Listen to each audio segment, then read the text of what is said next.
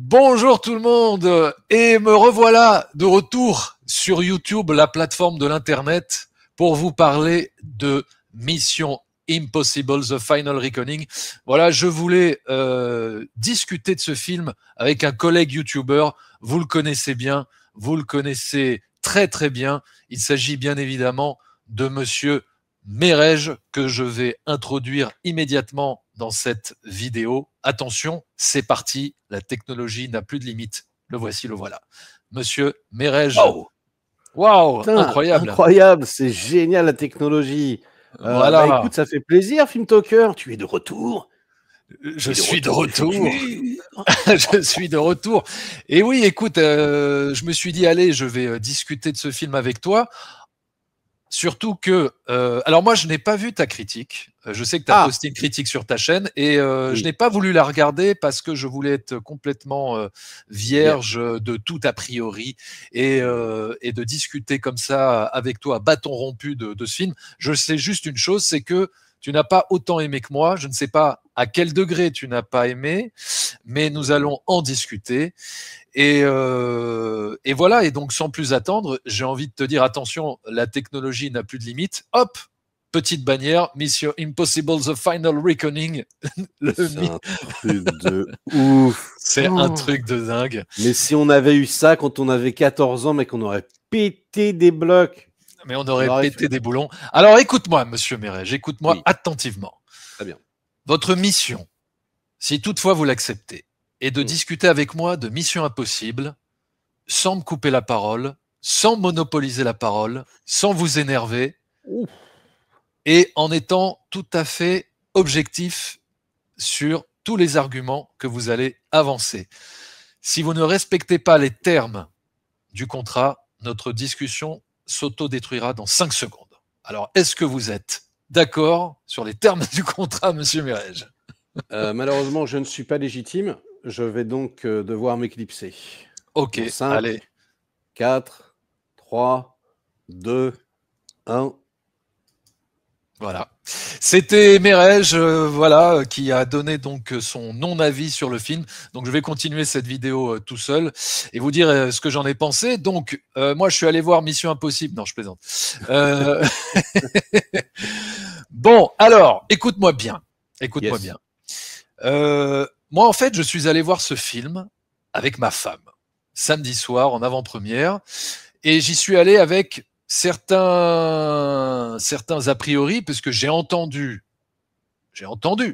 sur les réseaux sociaux, j'ai vu quelques retours qui étaient quand même très partagés, assez mitigés, voire négatifs. Et j'ai entendu, voilà, comme quoi, enfin, j'avais entendu comme quoi la première heure de film était très longue, très explicative, etc. Enfin bon, j'y suis allé avec quelques a priori assez négatifs, et peut-être que cela a conditionné mon plaisir de visionnage, puisque finalement, j'ai été agréablement surpris.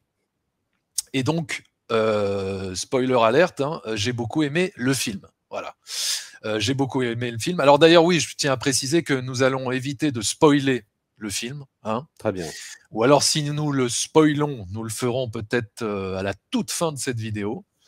Mais en tout cas, pour l'instant, vous êtes tranquille, ne vous inquiétez pas. Nous allons éviter les spoilers. Et donc voilà, c'était juste en introduction pour te dire que j'ai beaucoup aimé le film. Et peut-être qu'on me l'avait tellement sous-vendu que bah, quand je l'ai découvert, j'ai été agréablement surpris. Moi, je ne me suis pas du tout ennuyé pendant cette première partie de film, même si oui, je le reconnais, elle est assez explicative.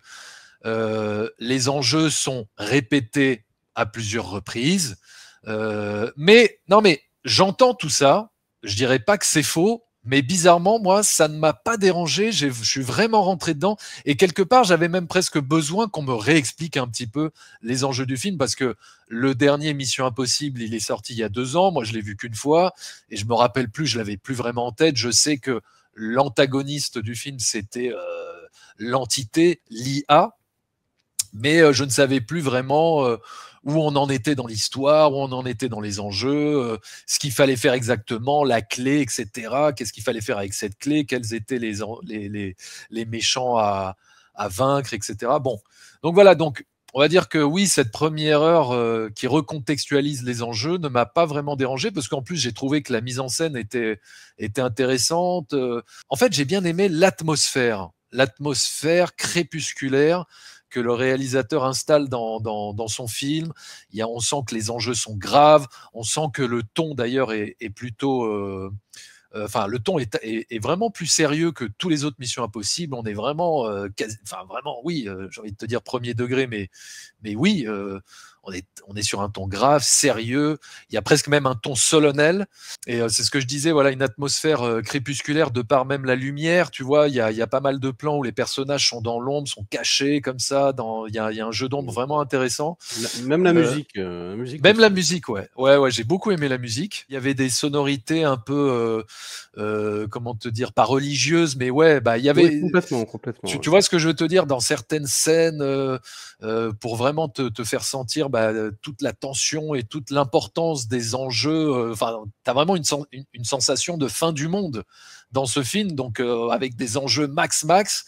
Beaucoup de flashbacks effectivement dans cette première heure pour quelque part faire un film un peu somme, un peu pas best-of, hein, mais un film qui essaye de rattacher les wagons avec les anciens épisodes. Et notamment, il y a pas mal de liens avec, enfin, il y a un gros lien même, sans le spoiler, mais avec le premier Mission Impossible de Brian De Palma.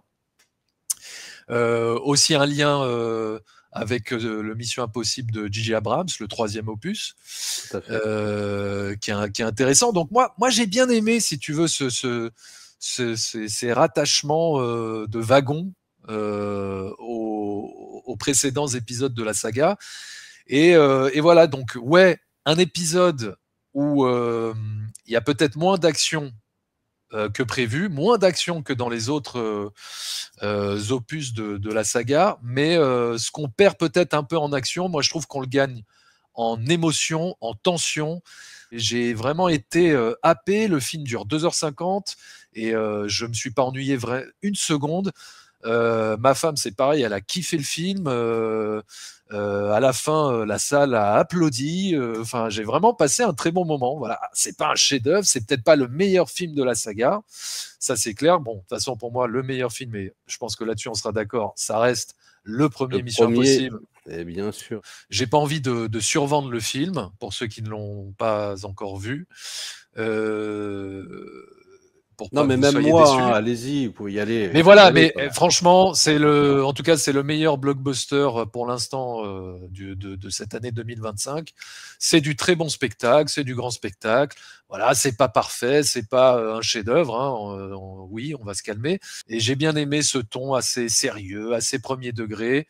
Ça m'a impliqué, tu vois. À la limite, même si c'est des fois un peu balourd, même si des fois de prendre, enfin de raconter le film peut-être trop au sérieux, on peut prendre le risque de tomber dans de la lourdeur. Je préfère quand un film risque cette initiative-là que quand un film s'enfonce dans du Marvel, quoi, tu vois, et désamorce toute la tension par non mais attendez, nous sommes conscients que ce que nous racontons c'est du bullshit et que on se prend pas au sérieux, hein, tu vois. Mais j'ai envie de dire mais j'en ai rien à foutre, moi je veux que tu te prennes au sérieux, moi je veux que tu m'impliques, même si c'est un peu casse-gueule et même si des fois ça peut être un peu balourd.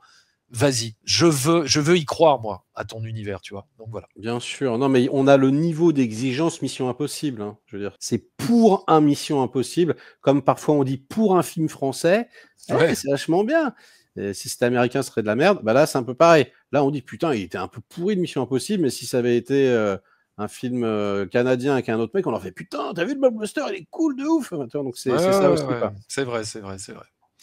T'as tout à fait raison, Mireille. Mais tu sais que c'est incroyable. Non, mais des fois, tu peux avoir raison. Hein. Parce qu'en fait, j'ai un prompteur, c'est une IA qui me balance les répliques depuis tout à l'heure. Ah putain, mais voilà, c'est pour ça, putain. Toi, je sais que t'as été plus mesuré que moi, donc qu'est-ce qui t'a pas plu dans ce film, mon petit Mireille? Raconte-moi. Eh bien, ce qui m'a pas plu, c'est à peu près tout ce qui t'a plu à toi. En réalité, c'est ça qui est étonnant. L'atmosphère. l'atmosphère beaucoup trop sombre, pour moi, beaucoup trop sombre, beaucoup trop noir, beaucoup trop crépusculaire, comme tu dis. Ça me dérange pas, par exemple, et même je trouve que ça plutôt louable, quand il y a une suite qui ressemble pas à l'épisode d'avant. Ouais. Par exemple, Die Hard 3, c'est l'antithèse de Die Hard 1, et pourtant c'est extrêmement intéressant, on a quasiment 2 chefs-d'œuvre. Pourquoi pas? J'aime beaucoup également le fait qu'il y ait un réal différent et qu'on change d'atmosphère dans les Missions Impossibles. C'est vrai que Mission Impossible 2, tu as l'impression que c'est même pas le même Ethan Hunt que dans le premier et tout, et c'est un peu gonflé d'avoir fait ça, donc ça pourrait me plaire. Et là, le problème, en fait, c'est que c'est la suite, c'est la partie 2 d'un film. Ouais. Tu vois, c'est la partie 2 d'un film, et en fait, là, moi, je trouve ça très, très bizarre. C'est-à-dire que je rentre dans la salle, et j'ai pas du tout la suite du film. C'est-à-dire que j'ai un film avec, oui, les mêmes persos, mais on n'est pas sur la même tonalité, quoi. Ah, mais pas du tout, du tout. Alors déjà, et du coup, ça me... À ce point-là, vraiment, tu trouves? Ah bah clairement, non, franchement. Donc clairement, moi, j'ai trouvé que c'était... En fait, le premier, je trouve qu'il y avait un côté hongkongais, il y avait un côté Jackie Chan. C'était très fun. Quand tu dis le premier, quand tu dis le premier, tu parles du 7. Oui, dans le 7, dans le précédent, autant pour moi. Voilà, il y avait un côté vraiment très fun, très Jackie Chan, tu sais, ils sont dans la bagnole, accrochés avec des menottes, la voiture, elle se retourne, et puis le méchant, c'est l'IA, il est complètement omnipotent, tu vois, avec voilà, ce méchant un peu à la James Bond qui est là, qui est limite invincible parce qu'il sait tout à l'avance. Il y avait en plus, j'adorais le côté, tu sais, ça faisait un peu les personnages en lutte contre le scénariste, quoi, tu sais, vraiment, tu savais pas comment il pouvait s'en sortir. Et c'était hyper pertinent. L'IA, justement, enfin, tu vois, ce truc-là. Et l'antagoniste, moi, déjà, c'est l'IA, quoi. Enfin, je veux dire. Là, le film commence. L'IA, on la fout dans un placard. On n'en entend plus parler. On nous dit, voilà, on nous est... Bah, ça, sans déconner. Tu vois, il n'y a plus du tout ce jeu d'omnipotence, de trucs. Voilà, on nous dit vaguement que bon bah voilà, le monde a été altéré, qu'il y a des gourous, qu'il y a des gens qui ont créé des sectes de machin. Ouais, il y a des fanatiques. Des fanatiques. Bon, ça c'est un peu facile. Ça j'avoue que c'est un peu facile. Bah, c'est-à-dire que c'est un peu facile. Moi, j'aurais bien aimé le voir. Mais en fait, on le voit. On le voit. En fait, on le voit une fois. Non, parce qu'en fait, on voit plusieurs personnages au fil du récit qui se retournent contre, on va dire, les héros, quoi. Et, non, mais c'est ce que je voulais dire. Mais en dehors de ça, tu vois, on voit pas du tout la société, tu vois, on voit pas du tout le monde altéré. Bah, moi, ça m'a manqué. Et surtout... est-ce que ça aurait été vraiment intéressant de voir? Bah, je pense, franchement. Ouais, oui, bon. attends. À la limite, à travers un écran. Excuse-moi, on te dit le monde est au bord du chaos. Enfin, tu vois, c'est prêt à exploser. Le dernier espoir de l'humanité, c'est Tom Cruise et uniquement Tom Cruise. Et en fait, on ne présente pas le monde qui va avec, tu vois. Enfin, moi, je suis désolé, dans l'opus précédent, le monde, il était normal, quoi. Enfin, c'était pas le monde au bord du chaos. C'est bizarre, quoi. Je sais pas, il y a un truc. C'est très, très vite raconté comme ça, avec... Bah justement, je spoil pas, mais une sorte de voix off, bidule machin. On t'annonce plein de trucs. Voilà, Ethan Hunt, tu vas être transformé à jamais après ton voyage dans le caisson. Puis en fait, il est transformé que dalle. Enfin, tu vois, il y a tout plein de petites choses comme ça lancées qui, moi, m'ont vraiment déçu. En plus, je trouve que bah, globalement, voilà, le méchant, par exemple, il est plus affilié à l'IA, du coup, parce qu'il s'est fait têche. Du coup, bah, en fait, c'est un perso lambda, on lui court juste après. Et tous les autres personnages qui étaient présents aussi dans celui d'avant. Il veut se réapproprier l'IA pour en faire, pour devenir un peu le maître du monde, quoi. Bon. Je suis le maître du monde. Ah bah ouais, mais bon, c'est toujours comme ça dans ce genre de film. Ok, mais tout de même, je trouvais ça vachement moins bien fait que dans la première partie. Alors que pourtant, les gens l'ont critiqué. Moi, j'ai moins aimé la première partie, c'est marrant. Ah ouais, non, laisse tomber. Hein. Rien à voir. Moi, je préfère vraiment la première partie. Beaucoup plus divertissante, beaucoup plus d'action, beaucoup plus fun. Là, vraiment, ce qui m'a posé problème, c'est le côté christique, le côté religieux. Donc la musique, le truc. Attends, l'ego, le melon de Tom Cruise. Genre vraiment, le truc, genre le sauveur de l'humanité, bien sous... moi, ça m'a fait kiffer ce truc-là. Ça t'avait kiffé? Non, mais Mais oui, sous tout rapport. parce que de toute façon, tu es là pour voir ça. Tu sais que Tom Cruise, c'est le sauveur de l'humanité. Et t'as envie de voir un héros, t'as envie de voir le héros ultime, le sauveur de l'humanité. Ouais, tu vois je sais pas. Là, j'ai trouvé que c'était abusé. Enfin, tu vois, en fait, j'ai trouvé ça ridicule. Tu vois, même la première scène, je spoil pas trop, mais quand il se retrouve, tu sais, il y a un chassé-croisé de flingues et puis qu'il est au milieu et qui fait « Faites-moi confiance, baissez vos flingues ». Enfin, tu vois, t'es là, tu fais « Non, mais sérieusement, quoi ?» Enfin, tu sais, j'avais vraiment l'impression, je crois que c'était une parodie, limite. Enfin, je crois que c'était très parodique, beaucoup trop sérieux, je sais pas. L'univers, je le trouve moins bien exposé. Je sais plus dans quelle critique j'ai entendu ça, mais c'est vrai que, tu sais, normalement, quand ils changent de pays, il y a toujours une petite scène, ils arrivent, ils sont en bateau, c'est cool, c'est James Bondesque un peu. Là, tu sais, ça pop, il pop d'un truc à l'autre, tu sais plus la temporalité, les machins, et puis ils sont dans des bureaux, ils font bla bla bla bla bla bla bla. Et, tu sais, et des flashbacks, des flashbacks, des flashbacks, des flashbacks, et puis après, une fois que les flashbacks sont terminés, t'as le générique avec encore des images. Tu sais, j'étais là, oui. Wow. Tu vois, franchement, énormément de choses qui m'ont dérangé. Donc, beaucoup trop sérieux. Et Tom Cruise, donc beaucoup trop... Non, mais là, c'est abusé, quoi. Je veux dire, vraiment, c'est Dieu. Tu vois, c'est vraiment Dieu. Il est trop beau, il est trop intelligent. Il est bien sous tout rapport. Il a aucun défaut. Même le mal qu'il a fait, en fait... Oui, ça c'est énorme, ça fait du bien, tu vois. Et là, tu fais, non, mais sans déconner, quoi. Enfin, tu vois. Ouais. Non, enfin, je sais pas. Tom motherfucking Cruise. Oui, mais j'ai envie de te dire, ça fait longtemps que c'est comme ça dans les épisodes de Mission Impossible quand même, quoi. Tu vois, c'est quand même lui, c'est le héros absolu qui arrive à faire des trucs incroyables, qui arrive à survivre à des trucs incroyables, qui arrive à. C'était pas pris autant au sérieux. Au sérieux, ouais. C'est pour ça que ça en fait, ouais, moi ça m'a pas. Je vois, j'entends complètement ce que tu dis. Moi, ça m'a pas tellement dérangé parce que comme on est sur la finalité de toute cette saga, voilà, ça fait 30 ans que ça existe, il y a 30 ans de films, et là on met un point final, un terme à toute cette saga. Enfin, normalement, hein, c'est ce qu'ils ont annoncé, que c'était vraiment le dernier Mission Impossible. Oui, jusqu'à ce que. J'imagine trop les mecs dans le bureau en réunion marketing. Bon, les gars, le précédent a floppé, qu'est-ce qu'on fait? J'ai une idée, John. Quoi? On va faire un spin-off. On pourrait dire que ça serait le dernier, qu'il n'y en aura plus après. On va mettre Final dans le titre, et puis comme ça, les gens vont penser qu'il va mourir. Tout ça, ouais, c'est une super bonne idée. Vas-y. Voilà, on met Final. Voilà, c'est le dernier, il n'y en aura plus jamais. Ok, donc si vous y allez pas, vous verrez pas la fin. Et puis du coup, le truc se termine. Et puis il y a « Je vais te revoir, Ethan ». Et tu feras « Oh non, les gars, vous foutez de ma gueule, franchement ». non, mais en tout cas, j'ai trouvé que ça faisait vraie conclusion. Ça faisait une vraie conclusion, et je trouvais que pour une conclusion, il fallait que les enjeux soient vraiment forts, soient ultimes, ou vraiment, là, l'enjeu, c'est la fin du monde, quoi. Tu vois, c'est le monde. Est-ce que c'est pas un peu toujours la fin du monde? Est-ce que c'est pas un peu toujours les armes bactériologiques, les armes nucléaires, mais on est dans la patte de lapin, le truc. Oui, de toute façon, ça fait. Oui, mais là, on va dire que c'était le truc ultime où là, c'est plusieurs pays, plusieurs armes nucléaires dans le monde entier qui sont prêtes à exploser à travers toute la planète. Enfin, c'est l'Armageddon. Ça me fait penser à Die Hard 4, tu vois, pour le coup. C'est-à-dire que, tu vois, le premier, c'est menace terroriste sur un building. Sur un building, voilà.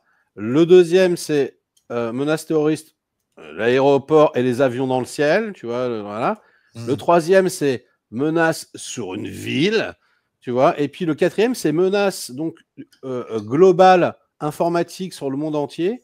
Mais finalement, je ne sais pas si tu seras d'accord, la menace, elle est moins palpable dans Die Hard 4. Oui, je vois ce que. Non, mais je suis tout à fait d'accord. Tu vois des voitures, tu vois des trucs bons. Je suis d'accord, mais. Et là, tu vois, ça m'a fait un peu ça, quoi. Alors, on nous dit, ouais, le monde est en flammes et tout, mais en fait, on voit rien, tu vois. Oui. Je sais pas. Oui, c'est pas parce que la menace. Non, mais je suis tout à fait d'accord. La menace est énorme.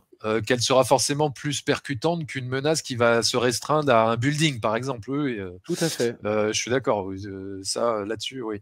Mais moi, j'ai acheté le truc, j'ai vraiment été happé par l'histoire. Je me suis vraiment pas ennuyé une seconde. moi, enfin, comment te dire, il y a moins d'action effectivement que sur les autres, mais Oui, quand mais il y en a, elles sont hyper spectaculaires, impressionnantes, ou alors d'une tension absolue. Ah ah si, ouais, t'as franchement, trouvé? la scène de plongée, euh, elle Elle est bien, mais elle est. vraiment, t'étais sous tension, vraiment, toi? Oui, alors pourquoi? Non, mais pourquoi toutes ces scènes m'ont plu? Parce que moi, j'ai trouvé qu'à chaque fois, ils arrivaient vraiment à bien relancer les péripéties au sein même de ces scènes-là d'action ou de tension. C'est-à-dire à chaque fois, il se passait une embûche, une péripétie qui empêchait le héros de faire ce qu'il avait à faire et de toujours trouver un moyen de contourner le truc ou de trouver une solution à ce problème pour essayer d'arriver au bout de son action, etc. Et ça, je trouve que ça, ils étaient pas avares en péripéties et en embûches au sein même de ce genre de scène. Et donc c'est ça qui maintenait, je trouve, la tension en permanence. C'est-à-dire que quand il investit le sous-marin, bah, il se passe des choses, le sous-marin réagit d'une certaine manière, etc. Enfin bon, il se passe toujours des trucs qui fait qu'il est bloqué, qu'il doit s'en sortir, qu'il doit. J'ai trouvé que toutes ces scènes-là étaient quand même bien foutues, bien réalisées pour nous offrir un spectacle vraiment intéressant. Et oui, euh, ce Mission Impossible là, finalement, ressemble moins à un thriller d'espionnage, mais plus à un film d'aventure. C'est-à-dire, on voyage au pôle Nord, on voyage en Afrique du Sud, on est dans des environnements hyper variés, très différents, très dépaysants. Alors, on voyageait aussi beaucoup dans les autres Missions Impossibles, mais euh, il fait Non, mais plus film il fait je plus, vois ce que il tu veux fait, dire. tu vois ce que je veux dire, et il fait plus film d'aventure parce que finalement dans celui-là, on se sert moins de gadgets, on se sert moins de, il n'y a pas vraiment un côté espionnage ou avec un jeu de dupes. Sur la dissimulation d'identité avec les faux visages qui s'arrachent, etc., avec des twists ou des retournements de situation autour de personnages qu'on croyait être ceux qu'ils sont, mais en fait ils ne le sont pas ceux qu'ils sont, etc. Ça joue moins là-dessus, c'est vrai. On est plus dans du film d'aventure.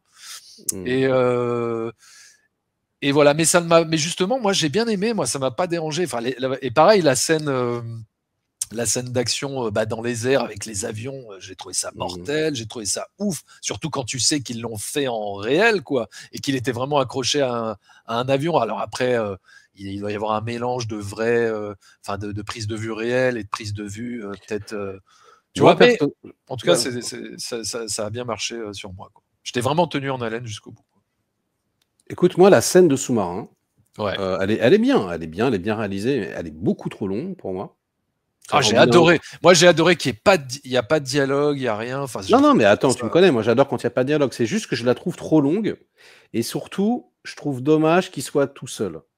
Enfin, en tout cas, Ah non, moi j'ai adoré. j'aurais aimé non, mais j'aime bien aussi, mais j'aurais aimé que dans une partie du tu vois, ça m'a un peu manqué qu'il y ait l'équipe d'un côté et Ethan de l'autre. Hmm. J'aurais bien aimé des interactions avec l'équipe quand même et surtout dans la scène de sous-marin, j'ai pas pu m'empêcher de penser à Abyss Ouais, bah oui. et c'est beaucoup mieux dans Abyss pour moi. Dans Abyss, j'ai vraiment une tension. Enfin, tu vois, quand la nana, elle retient son souffle, qu'elle va se noyer, que lui, il est obligé, tu sais, de la prendre, de l'emmener, de la réanimer, tout ça. C'est super poignant, il y a de l'émotion, il y a un truc.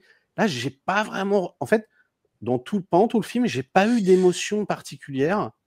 Et j'ai juste eu l'impression, alors c'est encore une fois, hein, la scène elle est bien, mais j'ai eu l'impression qu'on étirait en longueur le truc et je sais pas, j'ai pas gobé quoi, j'ai pas été transcendé, même si elle est très bien réalisée quoi.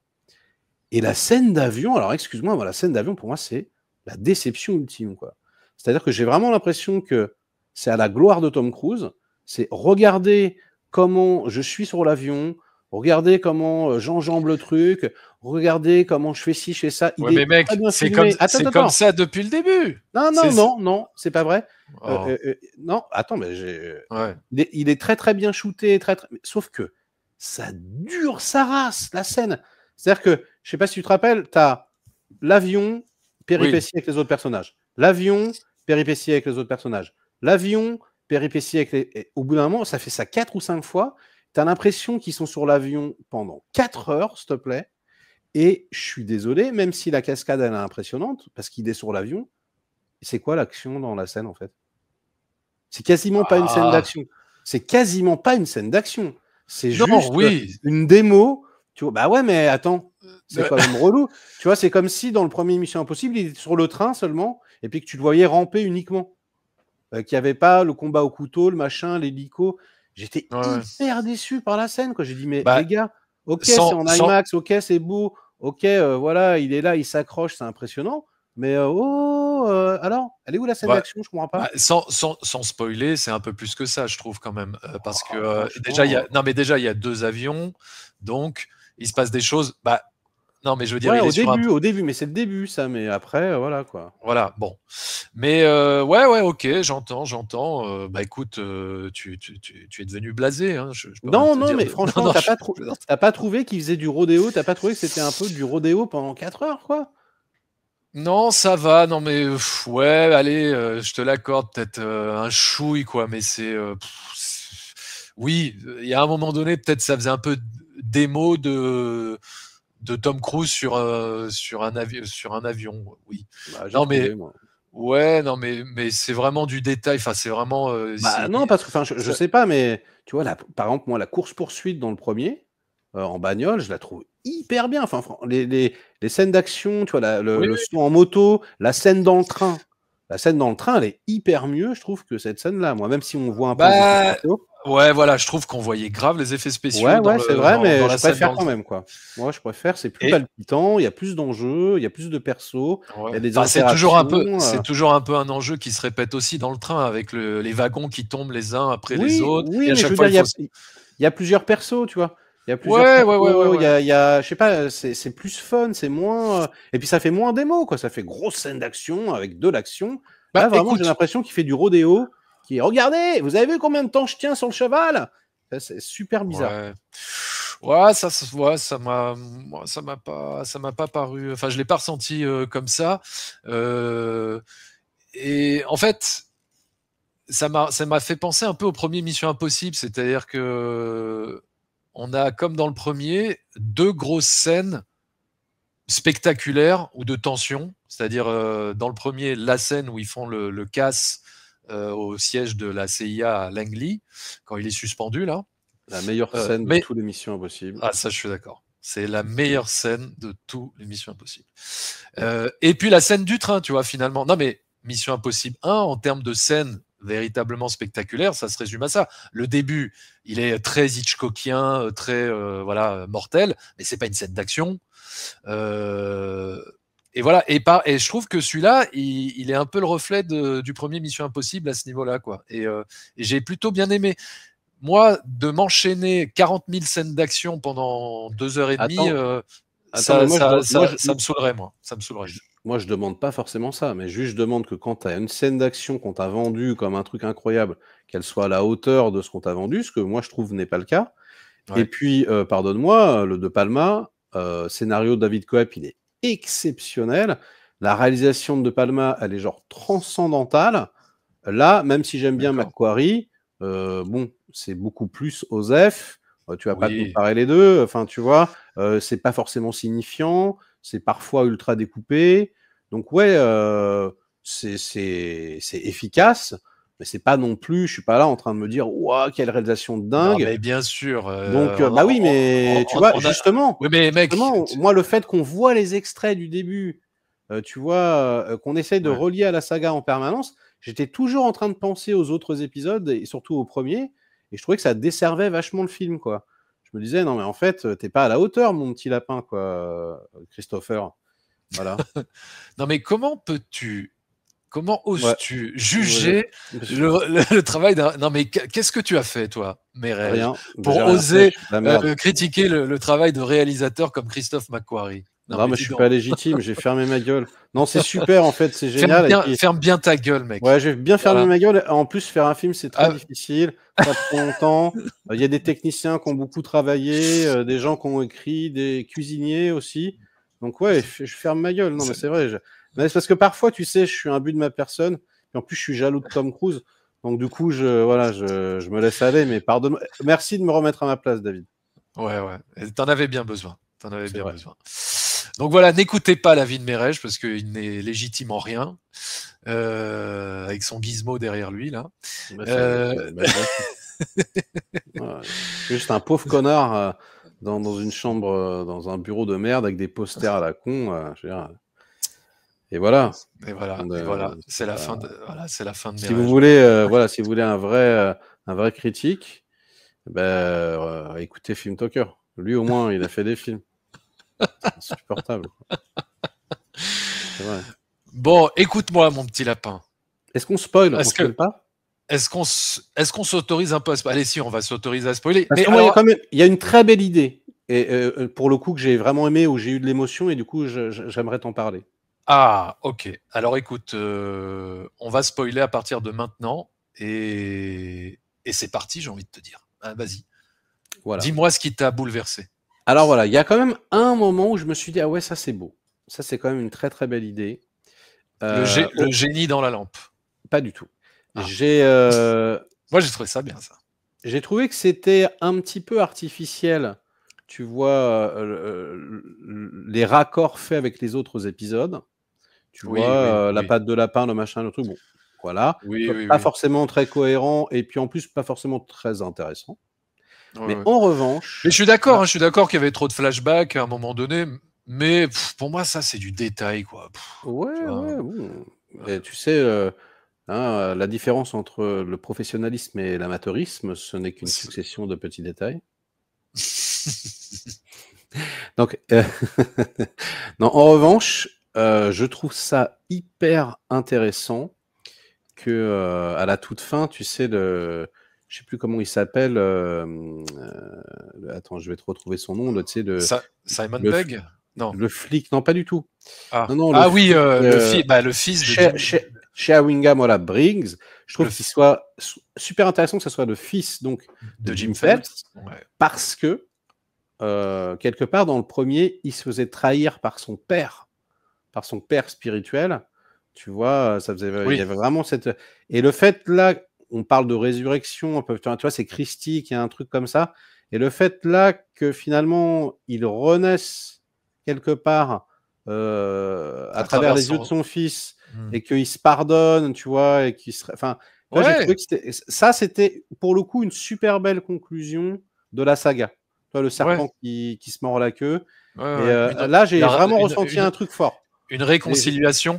Mais même, même si c'est drôle, mais le personnage du 1, le mec qui va vomir aux toilettes dans le 1 là, pendant que le directeur pas le directeur de la CIA, mais bon, enfin t'as compris non, mais le directeur de la chambre, le responsable de la chambre, responsable de la chambre forte, voilà, qui va vomir dans les chiottes et qui font revenir. Non mais c'est improbable. Moi j'ai adoré cette idée. Et je trouvais ça mortel. Et puis en plus c'est vrai que dans le 1 tu as, c'est Kittredge, je crois, qui dit ce gars-là, envoyez-le-moi dans le Nord, au pôle Nord, et qu'on n'en parle plus, et je sais pas quoi. Et effectivement, on le retrouve au pôle Nord. Non mais voilà, si tu veux. C'est drôle. Non mais moi j'ai trouvé ça drôle, mais ça m'a pas fait sortir du film, tu vois. Et c'est vrai que comme tu disais tout à l'heure, que en fait, tu pourrais te dire putain, du coup quand il va rencontrer Tom Cruise, mais il va lui en vouloir, il va vouloir le défoncer, puisque c'est à cause de lui, quelque part, qu'il s'est retrouvé là au pôle Nord. Et en fait. Heureusement que vous étiez là. Vous m'avez sauvé la vie, en fait. Parce que j'ai rencontré ma femme. Non, mais j'ai trouvé ça drôle. Non, mais je sais pas, peut-être parce que j'ai pris le film un peu. Non, mais cette partie-là, il y a un peu d'humour. Il y a un peu d'humour dans la partie. Ouais, voilà, j'ai aimé cette légèreté. Ça va, quoi. J'ai aimé. Voilà, c'est la partie que j'ai préférée aussi. Ouais, même quand sa femme explique à l'autre femme comment diriger les chiens de traîneau sur la banquise et tout. Bon, tu vois. Non, mais il y a quelques moments de légèreté, mais sur 2h50, il doit y avoir 10 minutes de moments de légèreté à tout péter. Mais quand ils sont là, ils sont bien vus, quoi. Ils sont assez agréables. Et est-ce que la mort de Ving Rhames t'a ému?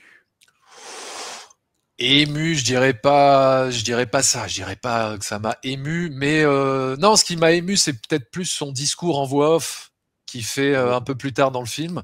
Mais sur le moment, j'ai pas été bouleversé. Par contre, là où ils ont été peut-être un peu couilles molles, c'est sur Simon Pegg. où enfin, à la fin, tu penses qu'il va mourir ou tu penses qu'il est mort, et finalement, non, il n'est pas mort, il est toujours là. Bon. Ouais. Et c'est Simon Pegg.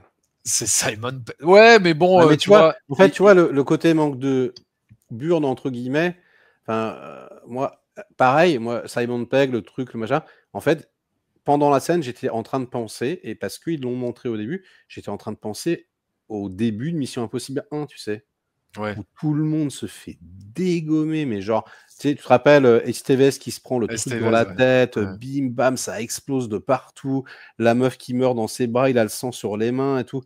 Enfin, tu vois, plus jamais de ta vie dans les Missions Impossibles, tu as une scène aussi dramatique, aussi poignante, aussi hallucinante, parce qu'en plus, et on le rappelle, c'était quand même ce qu'on voyait jamais dans la série. Hein, si vous ou l'un de vos proches êtes capturé ou tué, le département d'État n'ira avoir eu connaissance de vos agissements. Eh ben là, on le voyait, quoi. Ils étaient capturés, ils étaient tués, ils se faisaient atomiser. Et tu avais lui qui était là, qui était en train de perdre complètement pied. Et en fait, ça, ils n'ont jamais réussi à le. Alors, ils l'ont fait une fois, ils pouvaient pas le refaire une deuxième fois, je pense. Ouais, mais je veux dire, en fait, à chaque fois, ils font ça, tu vois. Chaque fois, il y a un perso, tu crois qu'il va, mais en fait, non, en fait, il est pas mort. En fait, ça m'énerve un peu. Franchement, Simon Pegg, ça aurait été beaucoup plus impactant émotionnellement de le dessouder que Ving Rhames. On s'en bat un peu les reins, tu vois. Ah si, quand même, parce qu'en plus, lui, il est là vraiment depuis le tout premier Mission Impossible. Donc, non, moi, j'aurais sacrifié Ving Rhames et Simon Pegg, tu vois. Voilà. Non, mais voilà. Et la meuf. Et la meuf. Tom. Et puis Tom Cruise. D'ailleurs, à la fin, moi, je pensais que Tom Cruise et elle allaient s'emballer, s'embrasser, là, tu sais, quand ils se disent tous au revoir, là, sur l'espèce de... Bref, sur la place à Londres. C'est un peu le DiCaprio des films d'espionnage, il est déjà passé à autre chose. Elle est trop vieille pour lui à ce moment-là. Non, mais Tom Cruise, il est quelque part, il est tellement pur qu'il est asexué, tu vois, il est tellement au-dessus, il est au-dessus de toutes ces considérations-là, tu vois. Bien sûr. Lui, il ne peut pas avoir de relation, c'est Dieu, quoi, c'est devenu Dieu. D'ailleurs, c'est ça. Avec le cosmos. Non, mais d'ailleurs, moi, j'ai bien aimé la fin, quand elle lui remet l'espèce de clé USB, quoi, on va dire, où est enfermée l'IA, la lampe où est enfermé le génie. Je trouvais ça très très beau d'ailleurs comme idée visuelle. Non mais je sais pas ce que t'en penses. Je trouvais ça assez sympa, quoi, comme idée. Ouais, ça me faisait penser un peu à Lucie de Besson. Je sais pas si tu l'as vu. Ah non, arrête. non, c'est quand même pas pareil. Non, mais donc voilà, donc je plaisante. Il est détenteur de, comment te dire, des reines du monde, quoi, quelque part. C'est Dieu. Il est détenteur d'un truc. Enfin voilà, quoi. Non mais moi j'adore ça. Non mais c'est pour ça, il y en a qui disent que Non mais c'est un film de mégalo. T'es quand même d'accord. C'est complètement mégalo. C'est le plus mégalo. Non, mais il y en a pas mal qui disent que c'est limite un film où on sent le scientologue, là. On sent la scientologie transpirée par tous les pores du film, quoi. Mais bon, moi, ça m'a fait délirer. Donc, moi, je l'ai pris comme un spectacle, tu vois, où je vois le héros ultime, le sauveur de l'humanité. Je me pose pas plus de questions que ça. Est-ce que je suis Il faut pas, parce que sinon, c'est sûr que sinon, tu défonces le film dans tous les sens, quoi, tu vois. Donc, est-ce que le film m'a diverti? Moi, est-ce que le film m'a diverti, en fait? Est-ce que le film m'a ennuyé? Est-ce que le film m'a... Et puis quelque part aussi, même le discours que le film a sur l'IA, sur les dangers de l'IA, j'ai trouvé ça assez salutaire, tu vois, de montrer aussi jusqu'où une IA est capable d'aller et jusqu'où elle est capable de tous nous baiser, quoi, quelque part.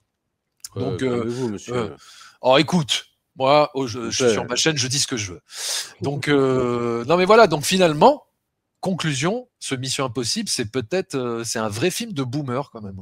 C'est un vrai film de boomer qui nous dit attention, la technologie est très dangereuse, sauf si elle est entre les mains de Tom Cruise, car c'est notre Dieu à tous. Wow, et ça, c'est magnifique. Mais oui, c'est magnifique. Peut-être qu'il a envie de se présenter aux élections. Hein. Je pense que c'est sa prochaine étape maintenant. Après avoir sauvé le cinéma, c'est comme Schwarzenegger. D'abord, il va être sénateur, et puis après, ça y est, quoi. Non, mais donc voilà. Et puis même, non, mais le retournement de situation de la présidente des États-Unis d'Amérique quand elle s'apprête à appuyer sur le bouton et tout faire péter et tout, et en fait, non, mais oui, je sais. Ah, Non mais oui, et puis elle va mais voir sa fille à la fin là. Oh. Non mais franchement, on dirait une parodie moi à la fin. Enfin, tu vois, j'étais là, je fais non mais les gars, c'est pas possible quoi. C'est tellement éculé, l'enfilement de clichés, de trucs. Là, j'ai fait oh là là. ouais, C'est un tout petit peu. C'est le seul truc que j'aime pas dans Ready Player One de Spielberg, hein, que t'adores. C'est le seul ouais. truc que j'aime pas. Tu sais, c'est et pourtant, évidemment qu'il faut une morale dans un scénar, sinon ça n'a aucun sens. Mais tu sais, Les et on bons a sentiments, décidé, les bons ouais, mais sentiments. on a décidé de fermer l'Oasis le mercredi et le jeudi parce que le Entre réel, 18h et eh bien, 22h. c'est réel. Et toi, tu fais non, mais les gars, quoi, juste non, tu finis pas le film comme ça, s'il te plaît. Et là, c'était un peu ça, quoi. Quand j'ai vu Angela Bassett arriver, là, c'est son fils, c'est pas sa fille d'ailleurs. Oui, oui, c'est Ah, son fils. Ouais. j'ai Oui, fait, qui est au service de ouais, la patrie, ouais, j'ai fait, non, mais engagé. j'ai fait, please. Là, c'était le moment un peu Indépendance Day à la Roland Emmerich. Là, on aurait dit que Ben, c'était Roland Emmerich qui était venu bah oui. réal ces scènes-là. Franchement, ça fait un peu film de Roland Emmerich, hein. Dans Là, ouais, le, ça faisait un peu Roland tu Emmerich. Mais vois, bon, franchement, ouais, mais bon. ouais, mais bon, On est ouais, passé de écoute. De Palma à Roland Emmerich, quand même. Moi, je dis ça, Je dis ça, je dis rien. je dis Non, mais rien. en tout cas, bon, c'est pas le meilleur Mission Impossible. Et le meilleur restera le premier. Mais ça, on le savait, on le Ouais. savait. Mais franchement, C'est-à-dire que le premier, tu prends les 7 autres, tu fais un checker avec, et même en faisant ça, de toute façon, ils n'arrivent pas à la cheville du et premier. ça, non, voilà. Donc, moi, si je devais faire voilà, si tu devais faire un top 3, voilà, un top 3 des Missions Impossibles, voilà, pour terminer cette vidéo. Voilà, écoute. Moi, mon top, À moins que tu avais d'autres choses à dire sur le film. Ah si, moi, non, non, je pas tiens à dire spécialement. que j'ai beaucoup aimé ce personnage. Il m'a fait délirer le commandant du sous-marin là. Ouais. J'ai beaucoup aimé ce personnage, son style. Tu sais, quand il dit à Tom Cruise, si vous voulez vous frotter au grand ours ou je sais pas quoi, vous avez trouvé l'homme qu'il vous fallait. Enfin, tu vois, il lui dit un truc comme ça. Et j'ai beaucoup aimé le rapport qu'il a avec lui, et puis même sa manière de jouer. Enfin, il m'a vraiment tapé dans l'œil, cet acteur. J'ai vraiment Ok. envie de. Je te jure, je suis sorti du film, je me suis dit, putain, lui, j'ai vraiment envie de le revoir dans plein d'autres films. Je l'ai surkiffé, ce personnage. Enfin, et cet acteur, quoi. J'ai vraiment surkiffé. Bah, Donc, bref. on peut peut-être trouver ses coordonnées si tu veux, hein, si tu veux rentrer en contact avec lui. Ouais, ouais, bah, je suis sur le coup, là. Ok. J'ai essayé d'appeler son agent, ouais, t'inquiète. Bon, ouais, cool, cool. Ouais, je pense que c'est en bonne voie. Ouais. Ah, ça fait plaisir. Euh, Donc, si tu devais nous donner ton top 3 de la saga Mission Impossible, qui a démarré en 1996 et qui s'est Alors, terminée aujourd'hui. il faut savoir que je ne les ai pas tous revus. J'en ai revu quelques-uns, mais je les ai pas tous revus. Donc, peut-être que si je les revoyais aujourd'hui, ça changerait. Mais là, en tout cas, dans mon esprit tel quel, maintenant, je pense que c'est le 1, évidemment. Ensuite, c'est Rogue Nation, Ouais, qui, je trouve, se rapproche le plus du De Palma. Et après, je pense que c'est Mission Impossible 3 de J.J. Abrams. d'accord. Même si la Ok. fin pue un peu du cul, moi j'adore le 3, j'adore Philip Seymour Hoffman, j'adore comment c'est shooté. Je sais qu'il y a beaucoup de gens qui n'aiment pas la réal du 3, moi je la trouve super. Et je trouve que Ouais, les scènes d'action sont ouf, l'hélico, le truc, la nana qui meurt au début, tu sais, avec la bombe dans l'œil, c'est pareil, il y a plus de danger. Il fout vraiment la pression, le méchant dans le 3 aussi. C'est pour ça que ouais. c'est pour ça que j'aime bien. Philippe Philippe, Seymour Hoffman, ouais, ouais. bah ouais, feu Philippe Seymour Hoffman. Ouais. Et mais globalement, je trouve que c'est très très bien, hein. C'est une super saga. C'est de toute façon, même celui-ci, parce que moi sur ma vignette j'ai titré navet, entre guillemets, navet dans l'écosystème Mission Impossible. Parce que si tu le compares à n'importe quel film de merde qu'on se prend depuis des années, bah oui, ça reste quand même le haut du panier. Hein. Faut pas déconner quand même. Oui, c'est ça, et c'est pour ça, franchement, attends, depuis le début de l'année 2025, là, franchement, on n'a rien vu de extraordinaire. Je parle en termes de films. De blockbuster, ouais. De blockbuster ou de films grand public, grand spectacle. Enfin, ouais, c'est vrai. C'est l'enfer. On n'a rien vu de. Et de toute façon, et même en règle générale, je trouve qu'on n'a pas vu des grands films tout court, que ce soit même des plus petits films d'auteur ou des films indépendants. Non, on a pris douille sur douille. Ouais, moi j'ai bien aimé L'amour, c'est surcoté, le film français. Je trouvais ça très sympa. Donc si vous ne l'avez pas vu, allez le voir. Mon film préféré de l'année, c'est Magazine Dreams. Ah oui, que j'ai vu. Que j'ai vu grâce à toi. Majors. Oui, mais il n'est pas sorti au cinéma, mon gars. Ouais, je m'en fous. Il y a tellement rien qu'il faut bien aller à la pêche. Mais c'est vrai qu'il est très bien. Et la prestation de l'acteur qui est cancel, Jonathan Majors, elle est juste phénoménale. Je sais pas ce que tu en as pensé, mais oui, non, mais totalement, phénoménal. Je suis complètement d'accord. Donc oui, un film à voir, un film qui est un mélange entre The Wrestler et Taxi Driver. Je vous en dis pas plus. Complètement. Donc allez le voir. Enfin, essayez de le voir. Et qu'est-ce que et donc voilà, donc c'est pour ça que quand j'ai vu ce Mission Impossible, j'ai vraiment été agréablement surpris. Voilà, j'ai pris un panard non dissimulé, quoi. Tu vois. Peut-être que si je le revois, je vais préférer. Je sais que tu vois. Alors peut-être qu'on est aux antipodes, c'est-à-dire que toi, tu l'as vu, t'étais un peu inquiet parce que il s'était fait défoncer. Ouais. Et en fait, moi, quand j'y suis allé, j'avais fantasmé un truc.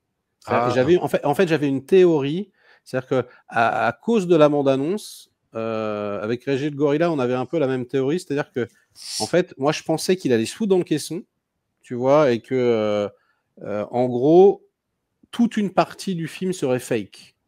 Ah, virtuel, enfin, tu veux dire. Ouais, tu vois, et qu'en fait, et qu'à un moment donné, il allait se réveiller et que c'était une simulation, et tu vois, et que c'est pour ça qu'on voyait des éléments du premier, du truc et machin, toi. Et j'étais vraiment sûr de ça, d'autant que je sais plus, je crois qu'au tout début du film, tu sais, on l'endort, tu sais, il se réveille après menotté. Oui. Et du coup, j'ai fait ah ouais, trop bien, je le savais. Tu vois, intérieurement, j'ai fait ah ouais, je le savais, putain, ça y est, en fait. Là, ils l'ont endormi, donc forcément, il est dans le caisson, dans le machin. Et quand j'ai vu que c'était pas le cas, j'ai fait ah merde, putain. Et du coup, je pense que par rapport aux attentes que j'avais, aux fantasmes que j'avais du film, peut-être qu'aussi ça l'a desservi. Donc j'imagine qu'à la deuxième vision, je vais préférer. Et ça reste à chaque fois excellent de se refaire la saga. On prend beaucoup de plaisir. Oui, et c'est quand même, ça met quand même la fessée à James Bond. Ouais. Aujourd'hui, en tout cas. Ouais. Enfin, ouais. Non, mais carrément. Carrément plus satisfaisant que les hormis Casino Royale qui était vraiment bien, mais sinon. Et tu vois, regarde, en tout cas, c'est mon avis, mais même si on sait que Tom Cruise, il ne va pas mourir et qu'il va survivre et qu'il va s'en sortir, je trouve qu'ils arrivent quand même toujours à conserver ce sentiment d'inquiétude qu'on a pour le personnage et jamais se dire ouais bon de toute façon, et de regarder ça un peu passivement. On se demande toujours comment il va s'en sortir, mais encore une fois parce que les péripéties et les embûches qu'il doit surmonter, elles sont amenées à un level tellement énorme que. Parce que mais t'as parfaitement raison, mais c'est parce qu'en fait c'est le concept du film. C'est parce que c'est Mission Impossible. Rappelle-toi, tu sais quand il est dans le train dans le premier et qu'il dit voilà, il y a une chambre forte, elle est contrôlée par ça, contrôle de température. Si jamais il y a une seule goutte de sueur qui tombe, tout pète en couille, tu vois. Et t'es là, tu fais. Et je me rappelle, t'as Jean Reno, et on va réussir à cambrioler. Ouais, on va le faire. Et tu vois. Et en fait c'est ça. C'est pour ça aussi qu'on est. C'est parce qu'en fait, des trucs qui sont tellement colossaux, tellement, tu sais, c'est impossible qu'il y arrive que déjà même avant que la scène d'action commence, t'es en stress. T'es en stress, ouais, t'es en suspense, t'as envie de savoir comment il va aller. Ouais, mais j'ai pas forcément ça des fois dans les James Bond, tu vois. Dans les James Bond, des fois, je peux regarder. Parce que c'est pas du tout. Dans James raconter Bond, de la même manière. Raconter comme ça, en fait. Ouais. James Bond, c'est plus de l'action au hasard. C'est-à-dire, il arrive, il fout le bordel. Oui, il a pas forcément un truc à. Et puis, on n'a pas exposé le danger du truc. Attention au mécanisme de la porte qui va se refermer sur toi, sur le truc. Voilà. C'est vrai. Bon, écoute, mon petit lapin, est-ce qu'on a fait le tour selon toi? Est-ce que tu avais d'autres choses à rajouter? Tu n'as pas donné la note. Et moi, j'aime bien comme dans 8 Film Talker, donne la note. Et c'est pour toutes ces raisons. Écoute, c'est pour toutes ces raisons que je mettrai à Mission Impossible 8 The Final Reckoning. Je vais mettre un 4,5 sur 5. Voilà. Wow! Ah ouais, putain, tu vas bien. Ouais, mais oui, parce que ce film m'a fait plaisir, m'a diverti. J'ai passé 2h50 dans une salle de cinéma. 4,5 sur 5. C'est quasiment Outrage de Palma, quoi. Non, Outrage, je lui mets moins, tu vois. Non, mais mec, Outrage, c'est 5,5 sur 5, quoi. De quoi tu me parles? Ah oui, c'est ça. Tu peux pas. Écoute, moi, je lui mets. Attends, je sais ce que tu vas lui mettre. Tu vas lui mettre 3, toi. Tu vas lui mettre 3. 2,5, 3, quoi. 2,75. Ah ouais, putain. Oh là là, ah ouais, toi, t'as été déçu, quoi. Ouais, toi, t'as été déçu, ouais.